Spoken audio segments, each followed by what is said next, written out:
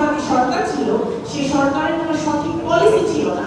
যে পলিসি না থাকার কারণে আমাদের মৎস্যজীবীরা, কৃষকরা তারা ভালো উৎপাদনও করতে পারে না, ভালো থাকতেও পারে না। আমাদের দেশের অর্থনীতির চাকা ঘোরে আমাদের কৃষকদের কারণে, আমাদের মৎস্যজীবীদের কারণে, যারা প্রতিদিন সকাল থেকে রাত পর্যন্ত মাথার ঘাম পায়ে ফেলে, কৃষক শুধু নয়, আমাদের কৃষক ভাইরা শুধু নয়, কৃষানী বোনরাও, তারাও কিন্তু মাঠে কাজ করে। তারা যারা মৎস্য চাষী, তারা তাদের মৎস্য উৎপাদনের জন্য তারা সকাল থেকে রাত পর্যন্ত কাজ করে। এই চরম সত্যটা অনুধাবন করতে পেরেছিলেন বলে সর্বাধিক গুরুত্ব দিয়েছেন আমাদের তৃণমূলের, আমাদের কৃষক এবং মৎস্য চাষী ভাইদের উপরে।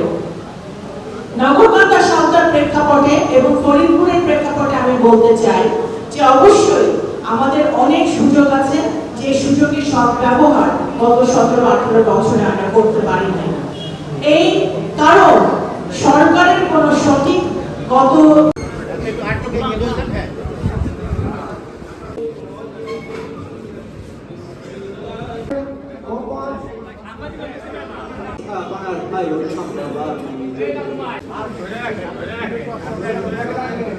কেননা আপনারা আছেন বলে আমরা এখন পর্যন্ত বড় বিনয় ও গভীর শ্রদ্ধার সাথে স্মরণ করছি আমাদের।